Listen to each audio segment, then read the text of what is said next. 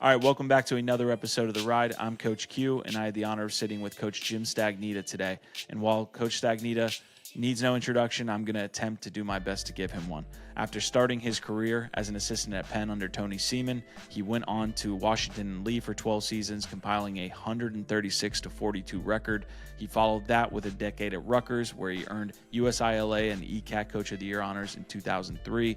Coach Staggs also excelled at the professional level, earning MLL Coach of the Year with the Outlaws and winning back-to-back PLL championships with the Whipsnakes in 2019 and 2020. Now, today's conversation primarily covers his over 30-plus year journey in the sport and the lessons in leadership he's learned along the way. We also touch on youth player development and the current state of the club and tournament landscape. And finally, we wrap with the Whipsnakes 2025 season and looking ahead to their 2026 campaign. So as always, hopefully you find some value in it and enjoy the ride. All right, Coach Stagnitta, welcome into the ride. Really awesome to have you here. We were talking a lot of wedding stuff pre-episode here, which I didn't expect, but your wealth of experience here and just being around a lot of different things I'm excited for in this conversation. But yeah, wedding was not on my bingo card here to start this morning. How you doing? I'm good. I actually have another one in April, my son. So they just keep, the hits keep coming. That's awesome. What are you spending your time on these days? Again, throughout your coaching experience, you've been up to the highest level at the PLL, MLL.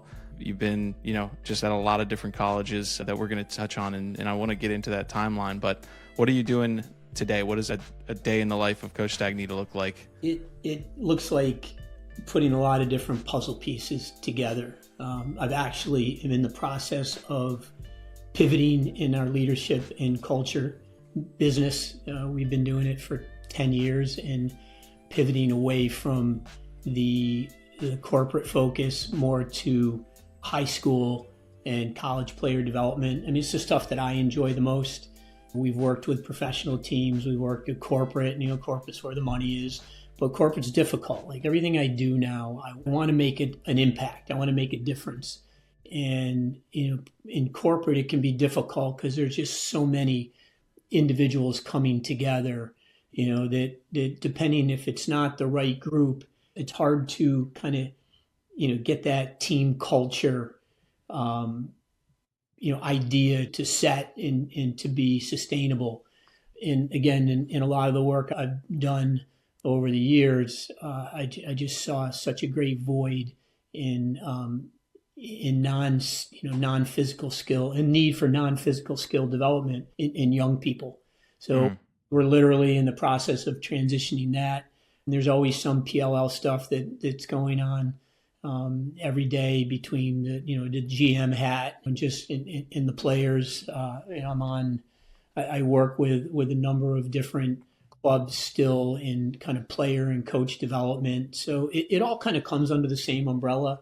But just a lot of different things that certainly keep me busy and keep me engaged. And they're all focused on, at this point in my career and life, development and hopefully having an impact on, on players and leaders kind of across the whole spectrum. Coach, you've certainly done that in your time coaching across 35 plus years, 40 years. I'm interested in what keeps the motor going every morning, man, when you've been at it for that long. Is the energy still the same? Is the love and the passion for the game still the same? Tell me about having that long of a time in lacrosse and how it's changed for you till up to today. Yeah, look, the love of the game, I mean, it's done so much for me. It's been my career. My wife was a really talented player and was a coach. My son played. My daughter's, a great fan. It's just something that it's always been a part of our lives. The relationships, my kids growing up on college campuses, it's had an impact on everybody. I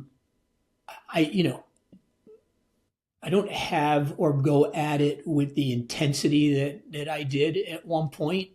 But some of that is just, evolving as a coach and evolving as a leader and understanding, you got to pick and choose your battles. The PLL still scratches that itch of the competitiveness, like, the game, preparing, to play and putting guys in a position to be successful. and the interaction and the locker room is still something that that really is still important to me. And it's something, again, the day I can't function in a locker room and interact and communicate with these guys is the day it's time to to kind of step away. But I still love that part. There's a development piece of it that goes beyond the playing field with a lot of these guys. It's similar to what it was in college. So for me, there's it's still something that I wake up every day, and if things are going well, it's still working on how can I continue to build on that, and if they're not going well, it's always, it's nice to be able to wake up and say, all right, I got an opportunity to fix this, or, I do this and maybe better, or we have to make adjustments here. So there's that part to it. Sometimes there's a lot of pieces, all over the place with everything that I do, but I pick and choose, Zach, at this point, and I only do things that I enjoy doing at this point. It's a good place to be. I do want to get in, and I'm going to try my best to have that discussion across your coaching career and everything that you've been getting involved in. It's going to be a tough task, but I'll try to put my hard hat on. But I do want to go back to a thing that you said earlier in the episode, right when we started, which is that a lot of your leadership development stuff was kind of focused at corporate, more business focus there, and you're transitioning to kind of the player development and more high school related things. How does that conversation differ when you go from having to talk to a room full of folks who are at any type of business organization, as opposed to hopping into a PLL locker room and trying to lead those guys or trying to develop those guys? How does that conversation differ? It's interesting because they're the same topics, right? Just maybe in a different arena or situationally a little bit different. But we're talking about developing some personal skills in young people and maybe giving them a leg up on maybe some of their peers and just preparing them for what's next. So, in a conversation, or if we're working with corporate, or even when working with professional athletes, effective communication, self-advocating, right? It's not something that young people are particularly good at, right? And there's a reason. I think social media, I think, all the club stuff, and, not being able to, not having to problem solve on their own, understanding and having the ability to innovate and evolve, which we talk to leaders in all, sports, corporate, right? Being able to go outside of your comfort, and it's all going to sound familiar for a young athlete, right? Going outside your comfort zone. Like Gary Gait didn't jump over the cage in 1988 when I was the assistant at Penn in my first year because he just tried to do it that day, right? He had been working on it. He'd been trying to do it. Roy Simmons is the kind of leader that allows you to go do things. And, you fail, but when you fail, you learn. And getting these young guys to not worry about failing or being embarrassed and willing to go outside their comfort zone. That's what all these young guys are doing. You watch the Kavanaugh brothers and Sowers and these athletes, trying things and changing the game, backhand shots, dives, twisters, all of these things.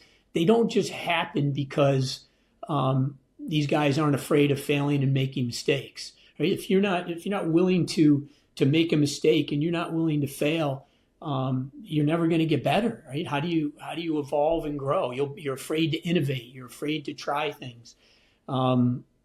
Again, effective communication, right? Problem solving, having conversations instead of, doing it through your phone, or, being able to be curious instead of coming at things from your own perspective, right? Being a good teammate, right? Collaboration. It's not something that, that a lot of even corporate guys and athletes are necessarily used to, right? But at the end of the day, the most successful organizations have the best team, not necessarily the best players, right? There's a ton of examples of that out there. So, resiliency, and you can have the greatest, you can have the best skill set in the greatest athleticism, but if you can't overcome, in a game, right? If you can't control your emotion, or if you don't have, or the ability to have self-awareness, right?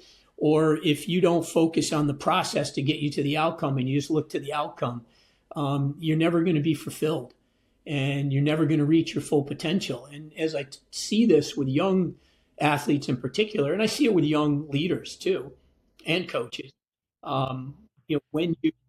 when I talk to college coaches, there's always, and as a college coach, there's always those guys who come through the door who are dialed in, man. They got it, right? But that's a small percentage.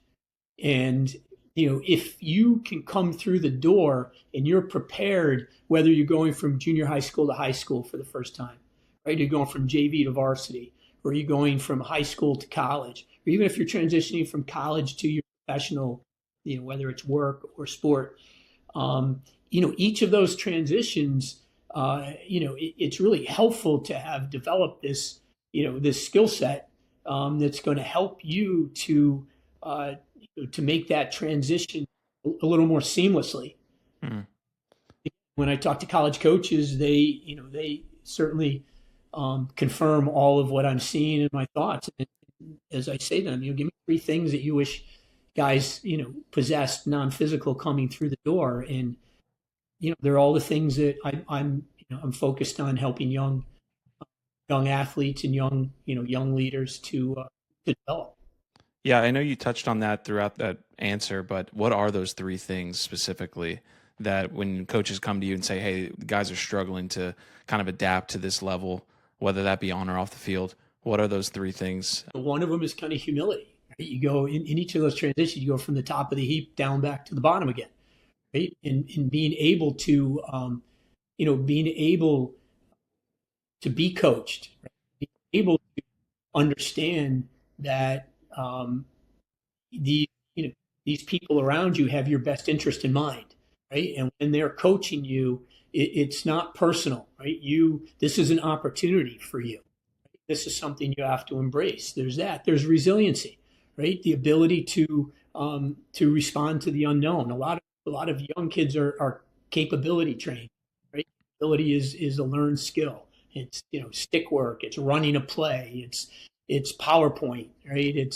But capacity is the ability to handle the unknown, which our sport and in everyday life, it's if we knew what the problem was going to be, it wouldn't be a problem. So how do helping people to and helping young people to develop the skills to that's resiliency, handling the unknown, managing the unknown, being able to work as part of a team, understanding coming through the door that my role may not look like it did as a senior in high school, but it's going to evolve over time.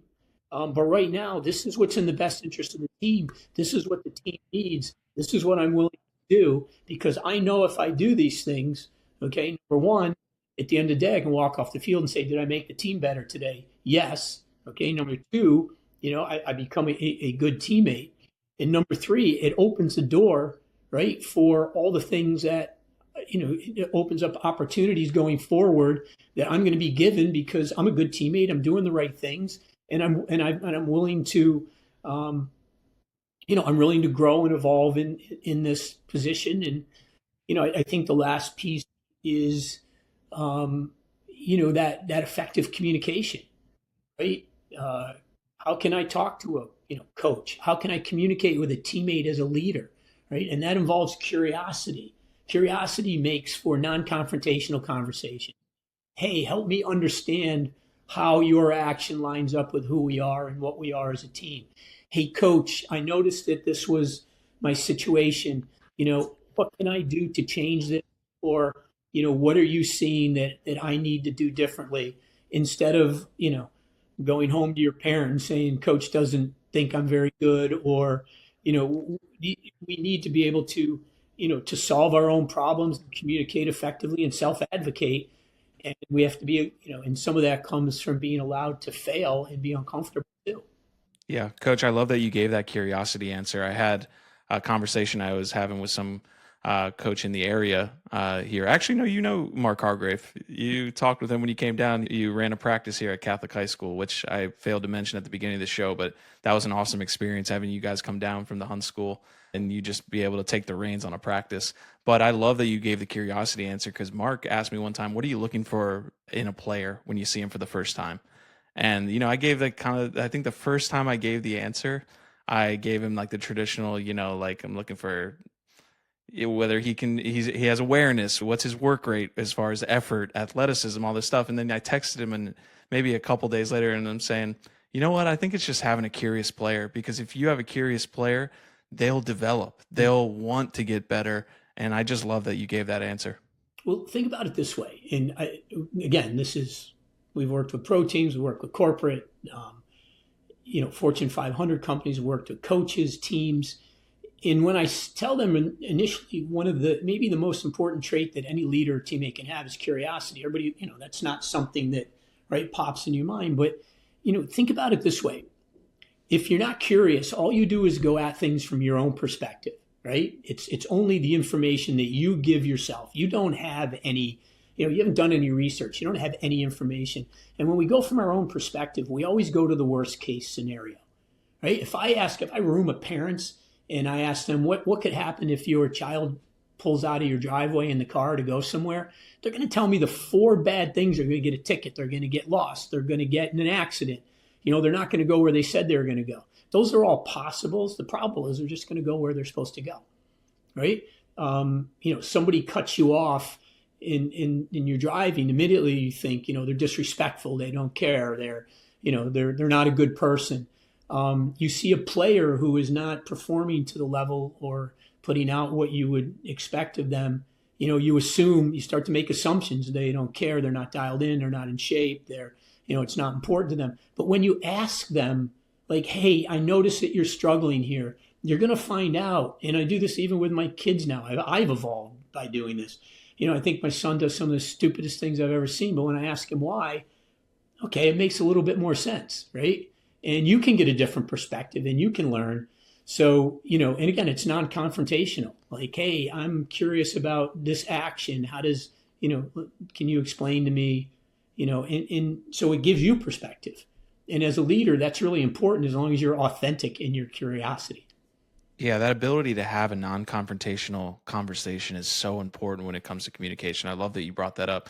Coach, I do want to get into your timeline. You gave me a great jumping off point, literally, with the air gate question, because I want to go back to your time as an assistant and whether you saw that in person. But before we dive into that, you did touch on player development here. I'm interested just on this key, and we can keep it kind of a lightning question. How do you take a player kind of from knowing a concept to performing it on the field? What are those processes that you're looking at when it comes to trying to get a player to understand a concept to actually performing something when it matters most? Yeah, I think there's 2 pieces to that.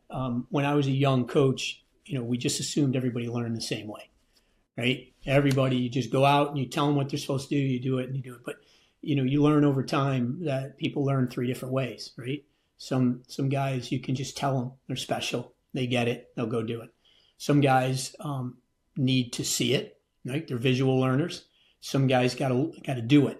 And then, I think the best way to get people to perform like that is that maybe a combination of all of those, right? Just don't assume that one of them works for them. You also have to be curious, because a lot of times, they don't necessarily, you got to ask them questions like, okay, what we just, you execute it, right? You're playing live, or you're breaking it down into a small group, and you say, okay, what did you do well? And they'll tell you, right? Well, I think they'll tell you. Then you say, okay, what could we do differently there? Because when you ask them questions, that's that perspective again. Now you have an understanding of what they, of what they're thinking and what they're hearing. Okay, but there's also that mental part of it too prior.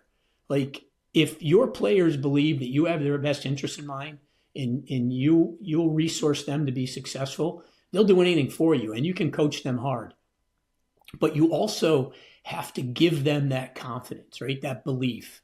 And that's, what holds people back from doing things and what slows them down is, number one, preparation, right? It's that process. If you don't study for a test and you show up, are you going to feel good about it? No, right? If you aren't prepared 100% and you feel like you're prepared for any situation, there's going to be doubt. And if doubt slips in, you're outnumbered, right? So, putting guys in situations prior to that where maybe they're going to struggle and not be successful, and have them work through it in practice, right? Change the situation, right? Put them, have them, at the end of the day, making it more difficult in practice than it would be for them in a game, challenging them in practice.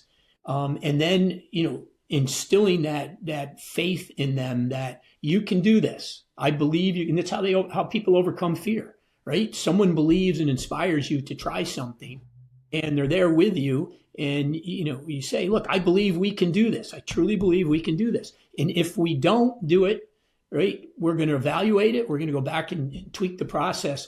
But, there's got to be that belief piece, that confidence. And that's got to, if you're confident in your people, they'll be confident. And then you have to train them appropriately to be successful. And then how you define success becomes important too. Mm. When you come on that training piece, I want to really touch on this before we make it to talking about your coaching experience and through that time. But when we talk about that training piece and making practice harder than the game, what are ways you go about doing that for your players? What are ways, you're making it a tough practice? Is that mental? Is that physical? I'm sure it's potentially a combination of both, but how are you doing that? I mean, when you have a team and you have a team all week, you can make it more physical.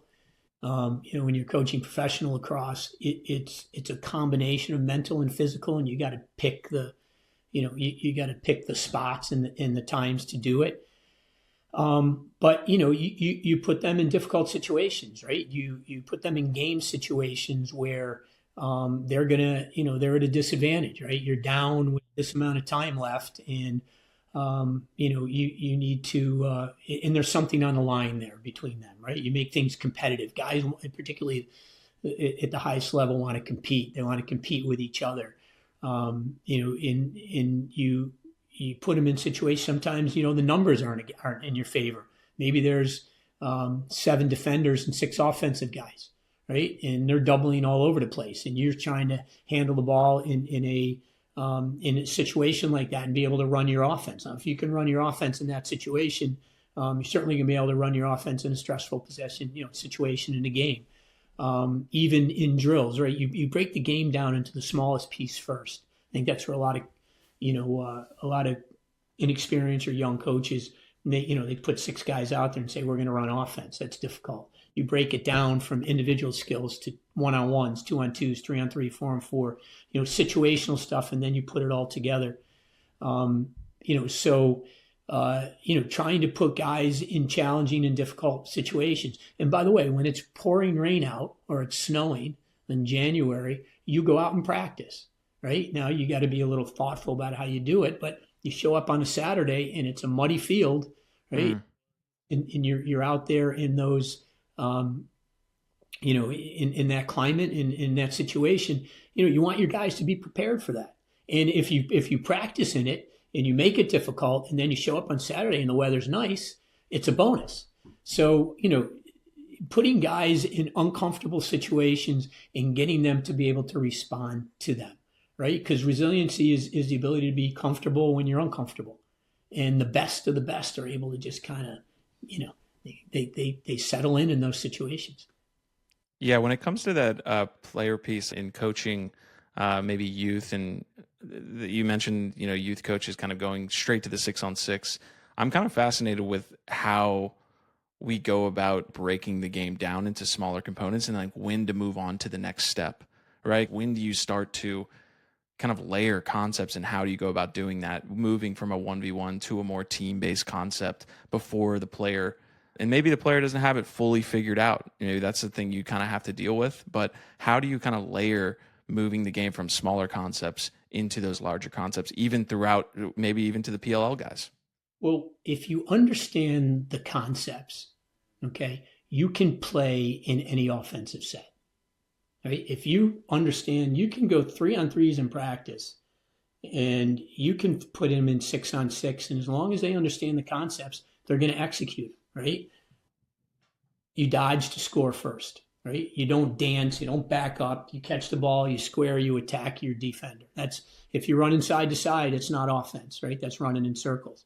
So, that starts with some of the one-on-ones, catch and go, catch square, even some of the shooting drills you do, right? Getting downhill. Number one. Number two, when you do draw a slide, being able to run away from that slide and free your hands and throw a pull pass or roll back and understand when you throw forward and when you throw back. I mean, that's 2-on-2, 3-on-3. Okay, understanding what to do, clearing space, right? Huge for young kids. You can do it 3-on-3, 4-on-4s. You're doing 2-on-2s, right? Once you teach them, you're teaching them individual skills. At the same time, you're teaching them, kind of next level concepts. How do I clear space? How do I shallow clear through? How do I drift, right? And you go from that. Now, balance the field. I always have to have an outlet on both sides, right? So, you're playing and you make sure that through those motions, someone is always rotating towards the ball and someone's always following the ball. These are small group things that you can't teach in large group. Balancing the field. And again, 6 guys being dangerous. How many times on offense do you see guys standing outside the box watching, right? If you're not dangerous, then there's more guys on defense than there are on offense, right? So teaching the guys, that's spacing, that's balance. But if you do this in one-on-one, you start with one-on-one, 2-on-2, 3-on-3 is a great way to teach this, right? And the game is multi-positional now. Like attackmen end up top, middies end up behind. It's more about, remember I talked about capability and capacity? It's developing that capacity, teaching them how to read and react, all right? How to handle the unknown. And then you can put them in any set that you want to, and they're going to know what to do. Yeah, that ability to kind of work in the gray has been a topic of conversation with a lot of coaches, especially in like the last 10 to 15 years. Is that something that you've noticed in your coaching experience, is that we've moved away from maybe more set-based to more kind of free-flowing, that read and react that you're talking about? Or is that something that is just kind of something cool to say and you guys were still doing that, 20, 30 years ago? No, I think the game has become much more free-flowing. I think coaches... I think players are much more disciplined than they are obedient, right? And that's another difference, right? I work with coaches on that a lot. Like, my first year at Washington and Lee, I'm 26 years old. I'm the youngest head coach in the country at a kind of high level. And I had a lot to learn. I'm the first one to admit that. And we're playing Roanoke, who's a big rival. And W&L had struggled a few years prior to that. We were having a good year in my first year. And this is our rival. We haven't beat them in a while. So it's fourth quarter. It's a really close game, as they always were with Roanoke. And I call a timeout. My team comes to the sideline. And I set up a little kind of quick hitter play. And we go out on the field, and Roanoke's in a zone. Okay, so what do my guys do? Right, they run the man-to-man play. Right? Why do they run the man-to-man play? Okay, because they're obedient. All they could do is what I told them to do. And they were afraid not to do what I told them to do. So that's, I walked away from that day and I got it, right? I'm like, I got to teach my guys how to play. I got to teach them how to make decisions in real time. Somebody should have gone out and said, hey, they're in a zone, set up in a 1-4-1. All right, let's play. But they didn't have the capacity to do that. And that was my fault. So, and as you watch the game, now there's some teams that are more deliberate than others, maybe because of their personnel or lack of depth, or maybe just more patient, than others. But I think coaches, for the most part, have gotten away from that obedience piece to more of allowing their guys to play and make decisions. And it's because, defenses have gotten better. The schemes have gotten better. The athletes have gotten better.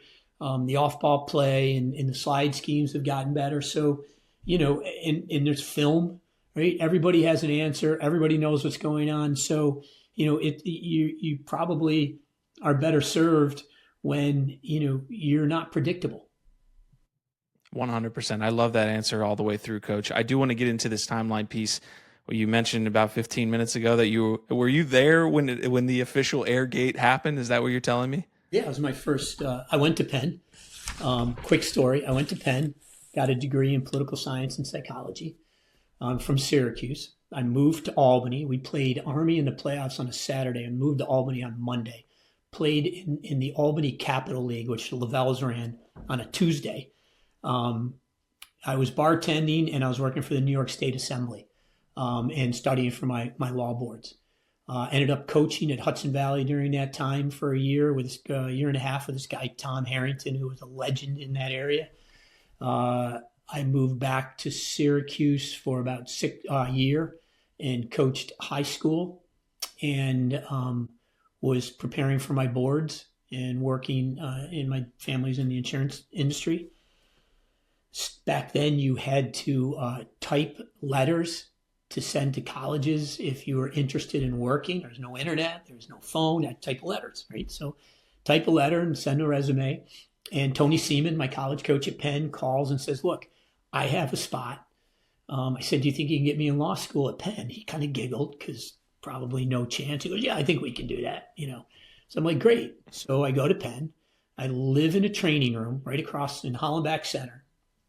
I used to shower in the gang showers. I had a locker. It was my closet. And I was bartending again. Made $5,000 coaching at Penn. 1988, my first year, we go to the Final Four. And we're in Syracuse, my hometown. And it was an unbelievable game. I think it was a 12-11 game. And we had our chances, but Gary jumped over the cage twice.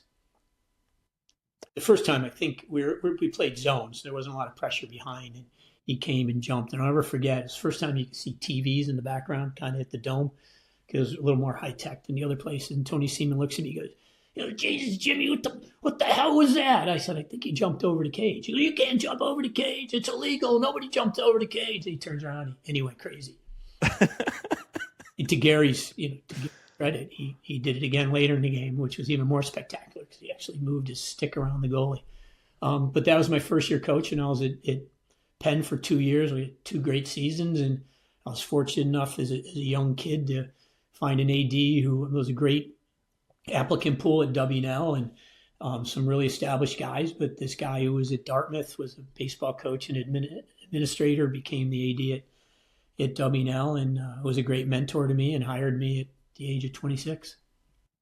Take me through like the conversation, or with yourself, I guess, the decision to go from the route that you headed towards, getting that law degree and maybe working in whatever kind of track was laid for you, to saying, hey, I'm actually going to do this coaching gig and it becoming a full-time thing. Like, was that a hard decision to make? It sounded like you were grinding just like every other assistant coach and, coach trying to make it. But grinding then was completely different. Because I ran camps. I started literally one of the first 2 team tournaments. It's probably my fault that some of this stuff goes on the way it does now. But back then, to make money in the summer, and the only way you could recruit was actually going to teaching camps. And there were like 10 across the country, and they went from Sunday to Friday. They weren't 2-day camps, and there were 3 sessions a day. You were getting paid $200, $250. 2 weeks at Rutgers, 2 weeks at Army, living in the dorms, 2 weeks at Hobart. North Carolina was nice because it was, you're on a cool campus and people were there in the summer. Cornell had a camp, the All-American camp up in upstate New York, and go do one at Cardigan Mountain with Dud Henry. We all did the same kind of group of, and it went 10 weeks. I went right from the Princeton camp to my wedding. And that was what grinding was like then. We, finding kids, then, Hank Janzik started his Top Star camp, and then Jake Reed had the, and Tony Seaman and those guys started, Blue Chip and then we could do that, but you're literally on the field asking kids their names and their grades, and that was the way it worked back then. It's changed dramatically, but that's how we made relationships. That's how we got to know coaches. That's how it was kind of like all the top coaches were at these camps, and it was your opportunity to show them what you could do. You'd be out on the field, be coaching, you have conversations with these guys at night, have some chicken wings, and you got to interact, and everybody helped each other. But, I'm out there with, Don Zimmerman, Tony Seaman, Dave Cottle, Billy Tierney, all these guys who are my mentors. You're with them, working with them. And that's how we kind of evolved. And that's how, I was a young coach. I didn't work for a lot of people. So I was constantly interacting. I mean, Billy, Tony, Terry Cork, all those guys are at my wedding. They're like guys that I've known since I was a kid, and it had a huge impact on my career. I love that answer. I'm just writing names down so I can come back to this here later. But Coach, take me through now. You're an assistant at Penn. You get the job at Washington and Lee. What's going through your head? How did you build that program at such a young age? And just kind of take over the reins and lead that program. Look, I went in there, full of, piss and vinegar. I cut the team down. I mean, I was fortunate to. First year, I think we went 9-3, and they were like 3-9 the year before. But if we don't have a successful year, all right, there might have been a mutiny because I pushed hard, and but I learned an awful lot from that. And it took we were in the top 10, 11 in the country we made the playoffs twice in my first 5-6 years. Won the league a handful of times. We just couldn't get over. Back then, only 8 teams went to the tournament. We just couldn't get over that hump. And it took me about 5 years to get, it's a really competitive school, to get the admissions, get admissions to line up with me and have confidence that I was going to bring in the right guys and they were going to be successful, which they were. And then like my last 4 years, it was off the charts. We were a top couple in the country. Things changed a little. I had amazing assistants. Like Lars Tiffany's first college job he was my assistant. Jim Rogowski at Michigan, who's been a head coach a couple times, was my assistant. Greg Carroll, who was at Delaware for years, was my assistant. Guys who went on and coached at the high school level. I had all these young guys, but they were like working in the dining hall, making $5,000. We had a ball. They were great young guys. It was so much fun. It was a great community. WNL really cared about lacrosse. Like they love lacrosse there. It was big. And that was, but there was pressure with it, but I was fortunate to be in that situation, a place that cared and we could be successful. But one of the reasons and I've started a number of businesses throughout my career, but one of the reasons I went to this developmental piece, and I had a great partner, was because when I first came, my first X number of years, I knew I needed help, right? And I brought in sports psychologists, I brought in, mindfulness people, self-awareness, leadership guys, and it was never sustainable. It was a weekend. They came in with templates. They assumed they were never there when shit doesn't always happen 9 to 5, right? I never really got a trusted advisor out of it. So when I transitioned after I left college coaching, when my son went to play in college, I left. I developed this business based on my experience with the hope that, with a plan and a model that we would engage with teams, individuals, corporations for 3, 6, 12 months and actually become part of their team and help to, make sustainable change. And a lot of that came from my time at WNL. Yeah. In that work, did you see that process kind of pay off with being able to not just have a one-off kind of presentation to a team as opposed to kind of being intricately involved in what they were doing throughout the year? Did you see that pay off in spades when you were able to get involved at that level?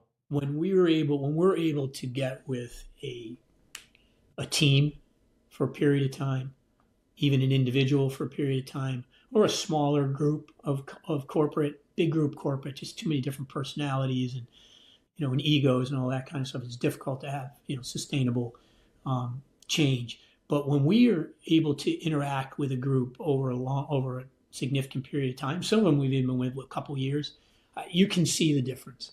You can see the culture. You can see the way they talk. You can see the way they interact. You can hear it in what they say. And even with Pro Team, I've been with this team for 7 years, and I listen to how they talk, some things they say, and it truly is who we are. But it takes time. Like everyone else, I'm not an inspirational, motivational speaker because that doesn't last. I'll speak, but we've all been in front of speakers and you have to, you're all excited and there's something that you like about it, but it's not sustainable unless you help them to actually operationalize it. I want to get back into this timeline piece, but real quick lightning question. With some of your assistants that ended up becoming some great head coaches, did you see that when you were there? Did you kind of see that in them at that point that, hey, maybe this guy has a spark that'll serve him well in this industry?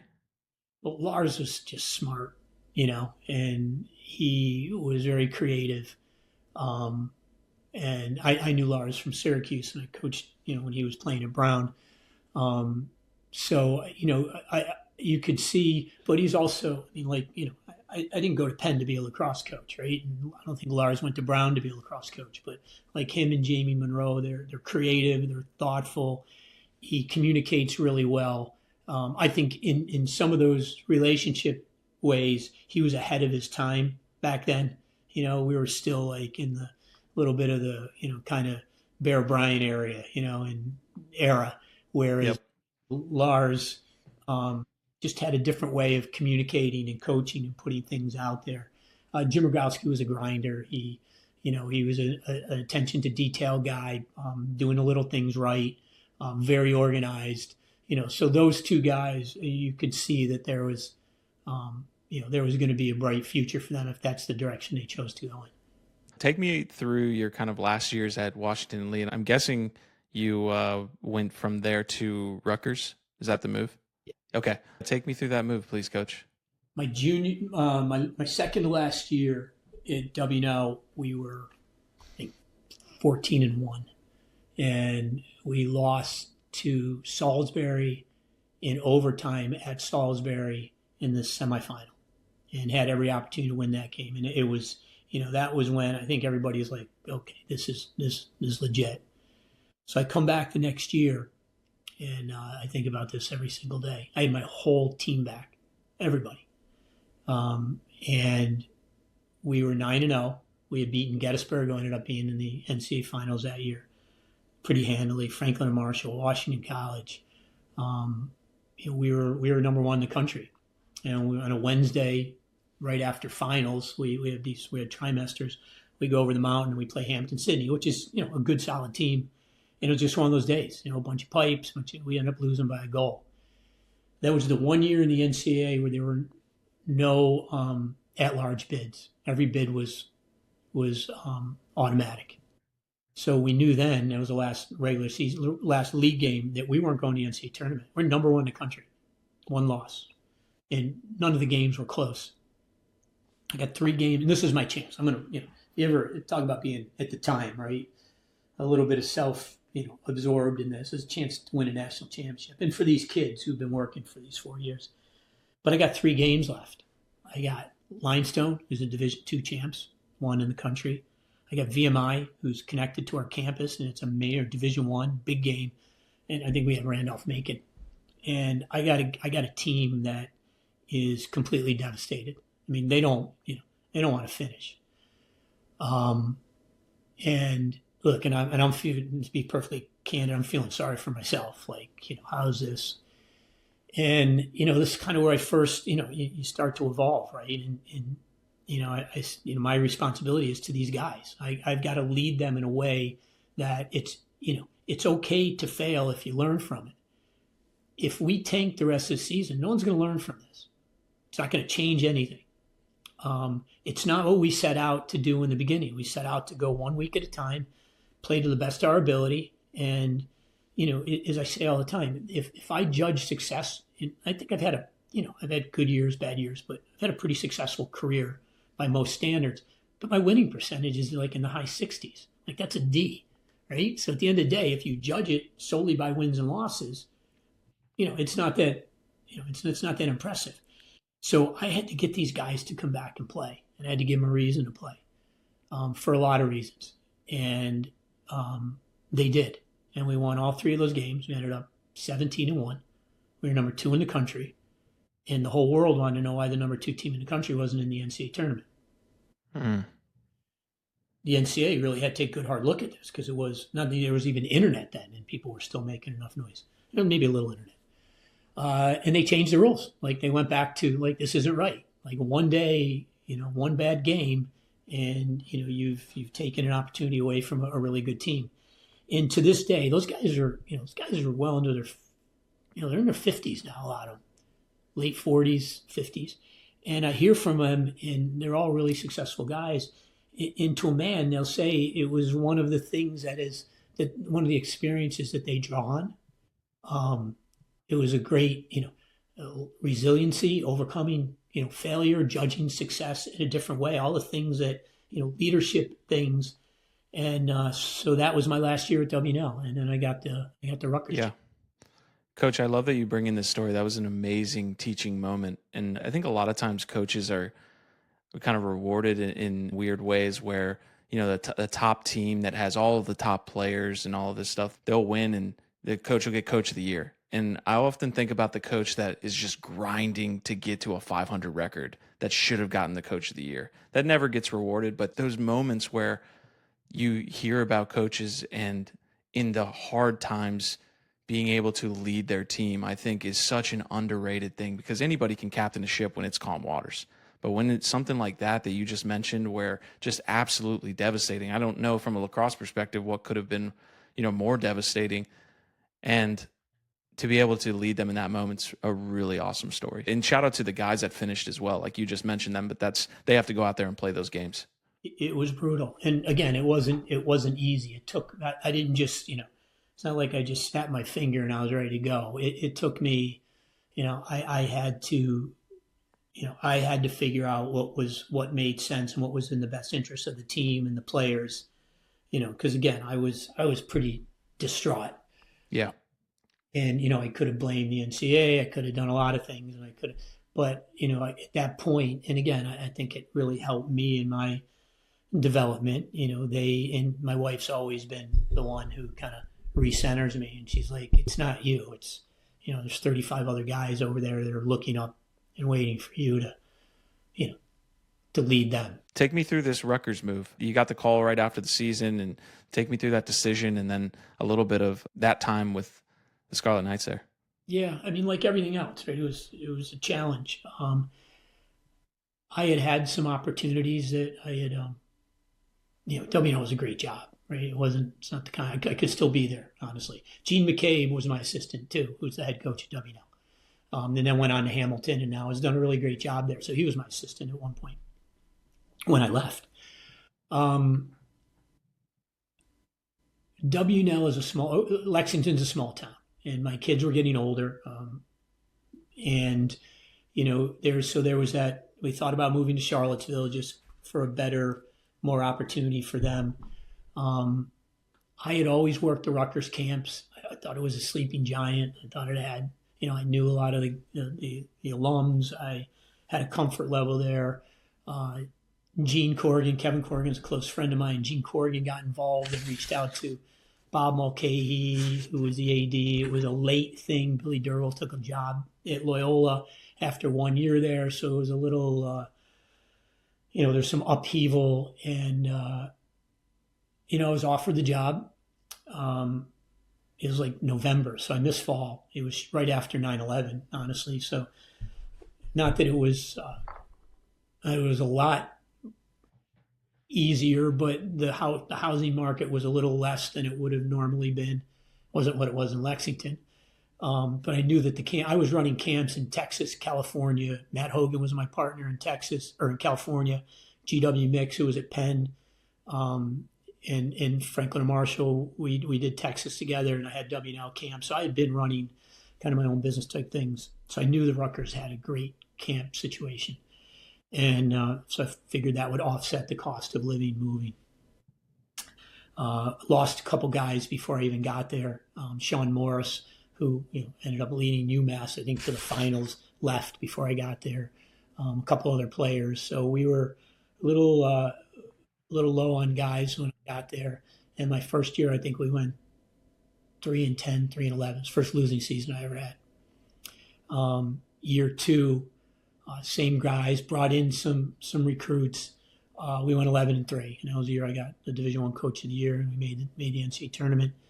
The next year, we came back and had another really good year, made the NCAA tournament. But like everything else, there was adversity and some stuff that we don't talk about much. But after going into my second season, it was a new administration there, and they had self-evaluated. And when Rutgers really kind of moved into the big time, there was some stuff in compliance that just didn't dot some I's and cross some T's. It wasn't anything major, wasn't really cheating. It was just kind of administrative stuff. And we weren't fully funded at the time. I think when I got there, we had 5 scholarships. They said we'd get up to 12, and 5 or 6. And unfortunately, I was strapped with some, they self-reported NCAA violations, took us down 2 scholarships. They took us down 2 from the time that the infractions happened, which was before I was there. So we literally went down to 3, 4 scholarships. And I had to take money away from guys. It was difficult. And you can see, like it, and I got a team cap of 32 all of a sudden. So it was really and here I am in the middle after having a couple good years. And it was tough. Recruiting with no money, having stuff taken away. But at the same, we were no longer playing in your sack. We were playing on this, this what would be a field hockey field. It was challenging. And to be perfectly honest, again, another learning thing for me. I pushed, I have mostly non-scholarship guys. And when money did come back, I had to give it to guys that I promised it to already. So it was just kind of a self-licking ice cream cone. It just never got, it never got better.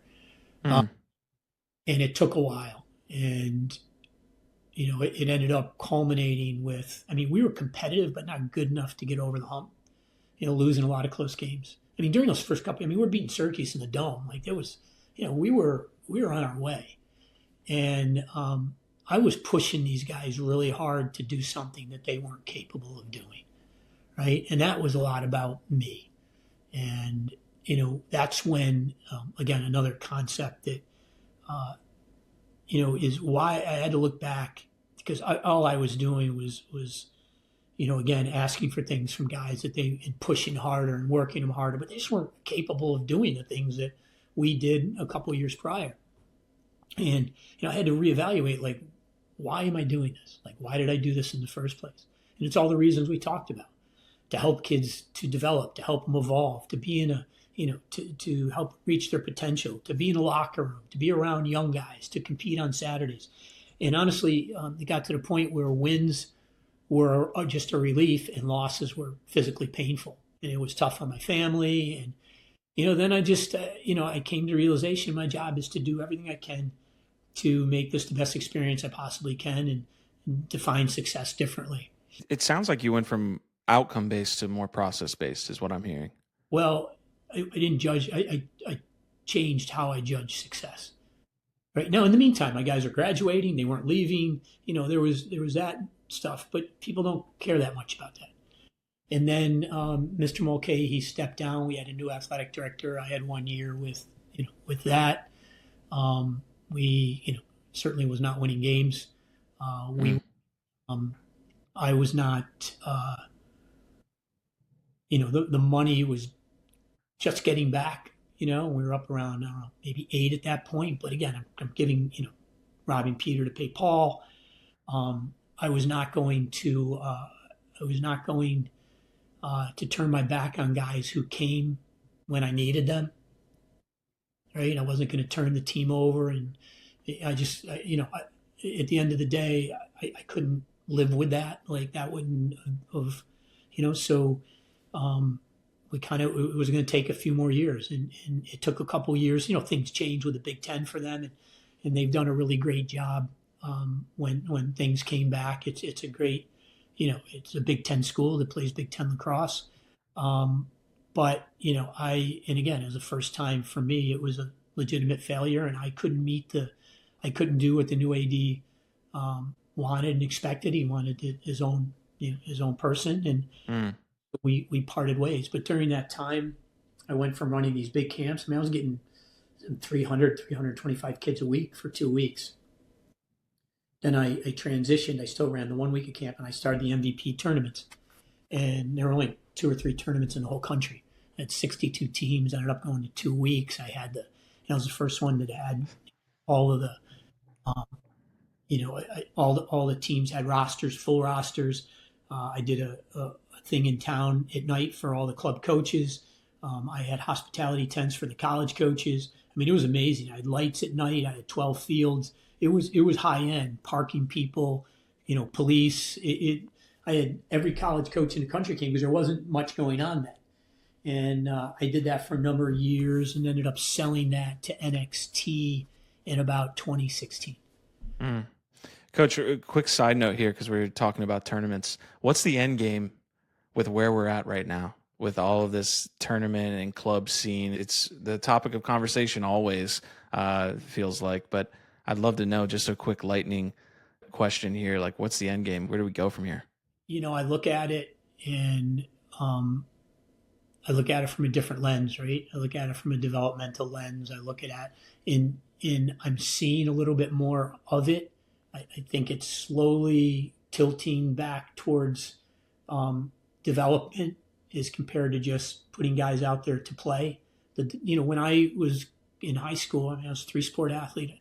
There's this, there's this belief that you need to play one sport. I'm telling you, college coaches are looking for multi-sport athletes. My son played 3 sports. I had a ton of my guys throughout my career, particularly at Rutgers, were multi-sport athletes. We got to let kids develop different skills, right? And the club thing is preparing to play a game. It's got to be more focused on preparing to be successful when you play a game, right? Putting guys in the best position in situations so when they do play in 10th and 11th grade and coaches are there. In the meantime, it's about preparing them to be successful when they go there, right? In youth coaches and club coaches have a much bigger impact on an athlete than I ever would as a coach, okay, or any high school coach ever would, because if a kid doesn't have a great experience coming through youth lacrosse and before 8th grade, they're not going to put the stick down, right? So I think that and this is what I try to do and educate, and it's not about wins and losses. It's about your success got to be judged by how many of your guys come back the next year and play. Mm-hmm. I'm hoping that it gets more towards, because growing up, all my coaches were guys that went to Cortland State and Springfield. They were teacher coaches. They were in the school, right? They developed us. We had IQ. We understood the game. We did multiple things. We've gotten away from that. When guys get to college, you talk to college coaches, they don't necessarily across the board have that, those basic skills dialed in. They don't do the little things. But if you look at the pro level, right, what separates those guys is who does the little things better. Footwork, stick, how they hold their stick, how they hold their hands, how the defensemen approach, right? How they move their feet. Like, it's just those little things that make a difference and give them an advantage. And we got to get back to developing, players instead of just putting them out in the field and playing games. What's the biggest noticeable change you've seen from the young man or young athlete, young woman who is in 2025 and is maybe an 8th grader or high school, whatever age? And what's the difference between those players and the same kids in 1995? Well, I think, and again, it's going to make me sound old, but it's all the stuff I talked about. Like when we were younger and before all this club stuff, like our parents weren't involved. We solved our own problems. We'd go to the park during the day, play a number of sports. If one guy was going to leave because he was upset, we had to talk him into staying, right? We'd have to find a way to work through that because we needed him. We needed his ball or his bat, or we needed his body. We didn't rely on our phone to text. And, when we went home and complained about a coach, your parent would say, well, what did you do? Right? We were allowed to fail because no one was watching over us all the time, right? We would try to do all kinds of different things. A lot of times right now, there's so much pressure to be great because of, and a lot of it has to do with, the social media piece. And, it just times are different. So how do we, how do we help to build these traits that, we used to kind of develop organically, because of how, social media and life was at that time, that that we were able to, that resiliency that we had. I mean, we just had it because, a lot of times we were on our own. Everything wasn't organized. We figured a lot of stuff out on our own, and we were able to have conversations because, we talked to adults and our parents' friends, and, it was different. But those skills are still really necessary to be successful in sport and in life. And I think I have an opportunity in that arena to make a difference. And again, college coaches will tell you that. Look at the transfer portal. Guys come to school, and if they're not successful right away, right, they go somewhere else. Nobody works through it. There's no loyalty, right? If it's not working for you, you just you do something else. That's not the way it used to be, right? You didn't have that option, and that's the easy way. And you didn't quit. Like, your parents didn't let you quit or go from one club to the next because unless someone's doing something that's illegal, immoral, or unethical, it's or unsafe either. It's hard to it's hard to question them. But it's easy to turn around and walk away rather than persevere and work through it. Yeah, especially when there's more opportunities these days. I mean, there's an endless amount of opportunities. Lacrosse has grown a lot since those days. So there are 3 other clubs or 5 other clubs to go to. There are all these camps. There's other colleges that you can transfer to. So, yeah, it's a great conversation, Coach. Quickly take me through your time from going to Rutgers to the PLL. We don't have much time left. I do want to get into a little bit of the Whipsnakes and the work you're doing with them, and just like developing top level players. That's fascinating to me too. When you have a player that is the top 1%, how you get them to go even further. That's always a very interesting conversation. But yeah, please take me through that timeline from Rutgers up into PLL. I coached the Denver Outlaws. Tony Seaman was, my college coach, was the GM. He brought me in. I had a couple really great years there. I really enjoyed it. There was a lot of travel. I came back, and I went to Penn. Went back to Penn and worked there for a couple of years. Really loved it. Being an assistant there was so much fun. It was just everything you always want to do, right? And not having to be the guy. I really enjoyed that. My son went on to play at Hopkins. I left college coaching then to watch him play. I went back to the MLL. I worked with a Charlotte coach for 3 years, Mike Serino, who was kind of my hand-picked successor at WNL. I've known Mike forever. He was a GM. And I just kind of had enough at that point. The MLL was in a different place. Denver was amazing because it was a privately owned, by the Broncos, and just a different experience. And just after I left, the PLL started.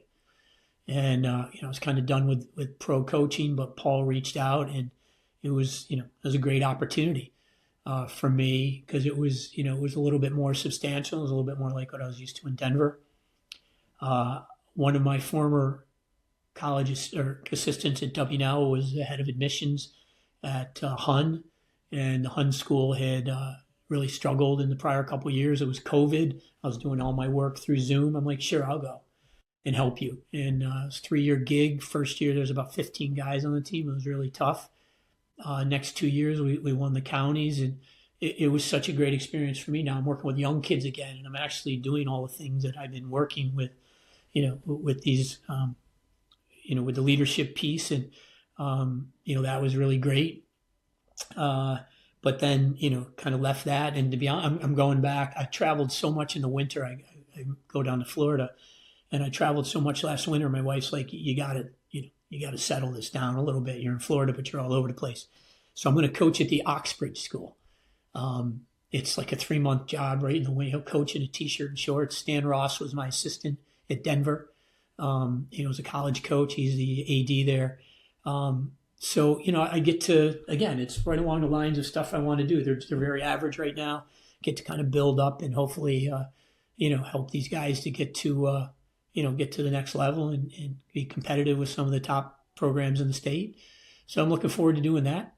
And, again, still in the PLL. PLL gets, it gets to be a little bit of heavier lift every year. The GM stuff, the quality of player, the competitiveness, it just continues to ramp up. So again, with that in the business, keep them pretty busy. We could have had 3 or 4 episodes on your journey, Coach. I'm sorry that I have to kind of condense it into one.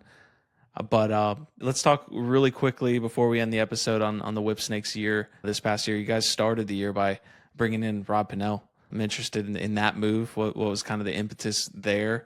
And then kind of just take me through a little bit of the recap of the season. You guys ended up falling, I believe, to the Water Dogs in the quarterfinals. But please, I'd love to talk about 2025 and then what you're looking at here in the coming year. It's challenging to reload and rebuild in this league. It takes a little bit. And it's the same as in pro football. Your team ages out a little bit, and then it takes a few years to get them back.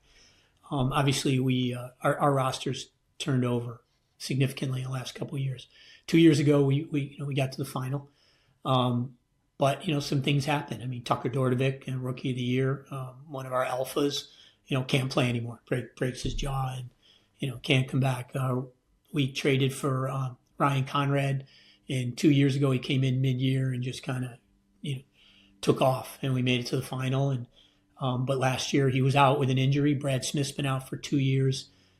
Came back last year, and it was great to have him back in the lineup. But he'll admit it wasn't at the level that he had been at.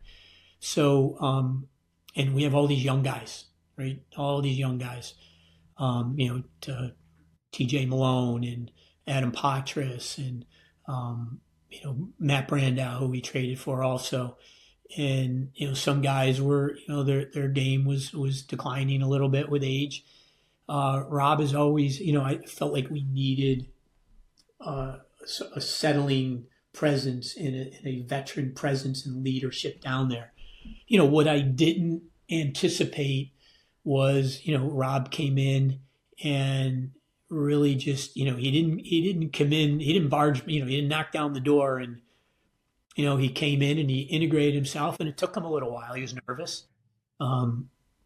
It took him a little while. He got married in the middle of the year, and then down the stretch, he really hit stride. And a lot of conversations, a lot of talk about what my expectation was, and how he can help me and help the team. And he was really that guy that I was looking for him to be down the stretch and really help the young guys a great deal. And look, we lost 3 games last year by a goal, which makes a big difference. There's a lot of 1-goal games in this league.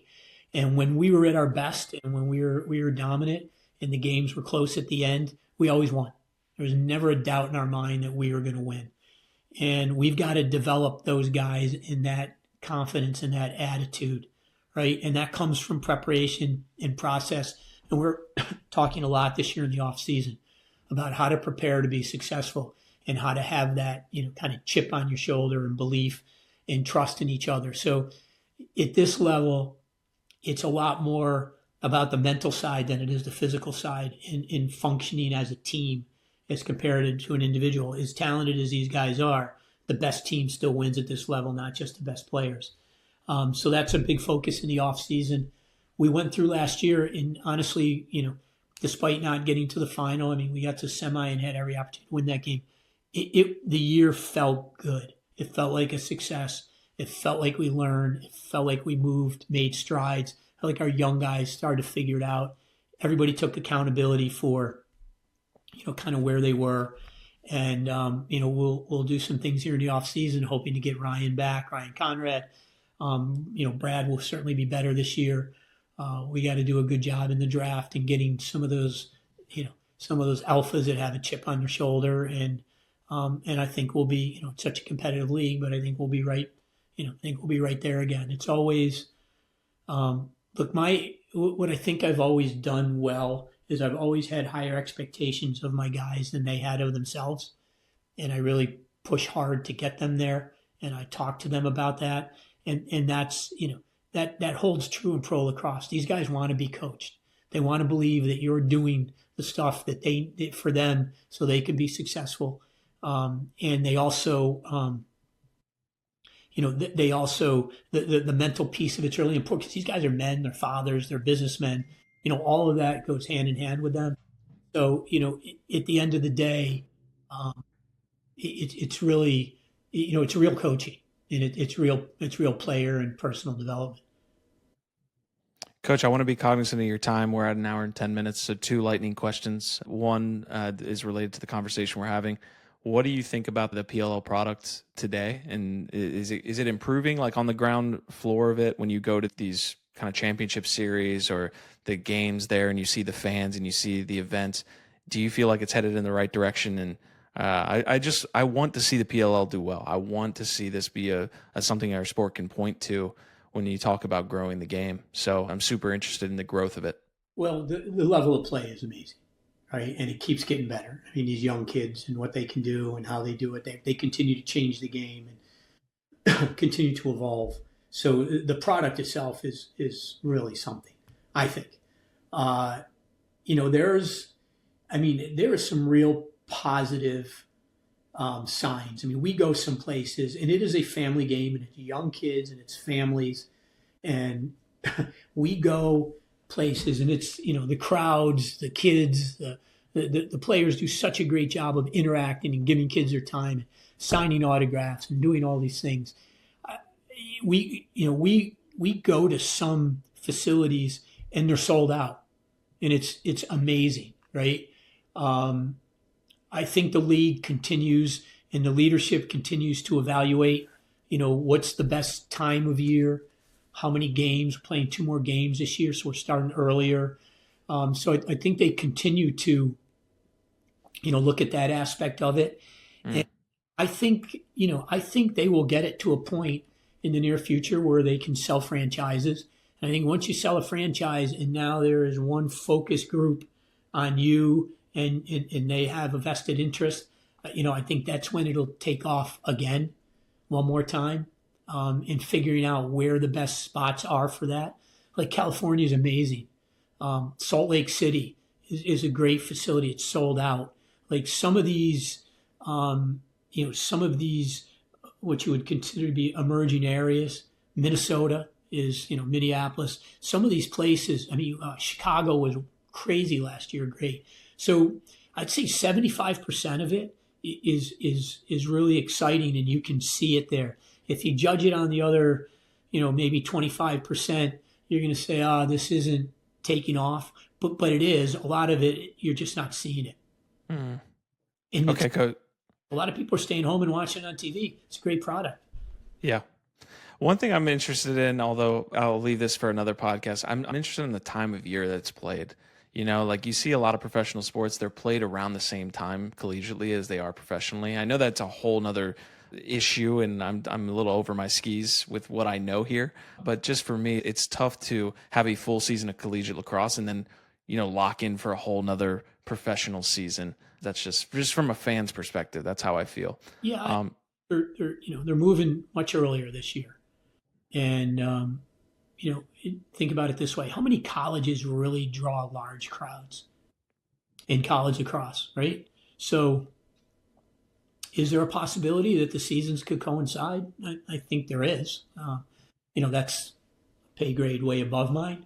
But my sense is as we continue to move this back, and this is the year they're ripping off the Band-Aid, you may see it move earlier into the spring. Yeah. Last question, Coach, and this is kind of in between the lines, so we'll end with a little bit of development, but what's your favorite drill and why?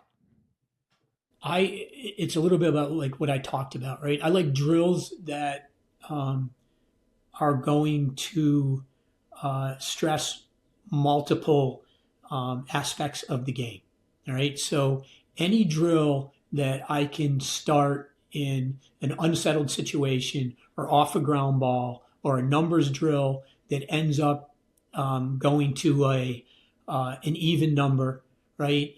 Or a situational drill. So being able to, so now we're focused on a ground ball, then we're focused on moving the ball twice. Then if we don't get something in early offense, we're focused on settling and playing 6-on-6. Maybe we even sub there half field, right? We work on the sub game too. So I like anything that involves a lot of people, has multiple aspects of the game in it, and it mirrors live play. So, as you evolve, we talked about how do you get this done, right? You can do a 4-on-3 that turns into a 6-on-6, right? Where you go from, early offense to sub game to 6-on-6, and you're covering all of these different aspects in a short period of time while you're playing live with a lot of intensity and a lot of guys involved, and it gets everybody's attention. And you can do that in anything. Like, the one thing we all have to learn as coaches and is how you build capacity. We got to stop blowing the whistle, right? When we blow the whistle to fix things, right, we're taking away the player's ability to adjust to a situation and play through it. When they're done with it, talk about it. Hey, what can we do there? What can we do better? So I like drills where, they got to figure shit out as they're going.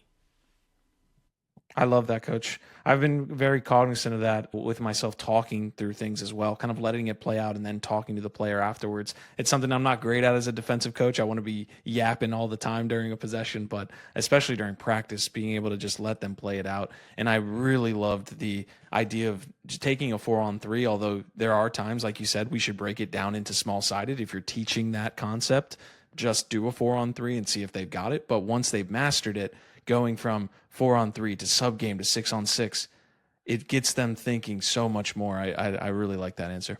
Well, that builds that resiliency piece, right? There's chaos. How do you handle chaos? And, that's what the game is.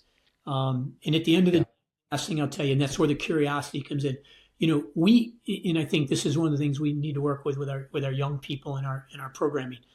Parents like to solve their kids' problems, right? When you blow the whistle, you're solving the problem for them, right? If you wait till it's over and then you say, okay, what did you do there? Tell me what you saw, right? Tell me why you did that. Now you understand, and you can actually coach them from a perspective, or you can adapt and go, okay, that's right. That's great. You can do it that way.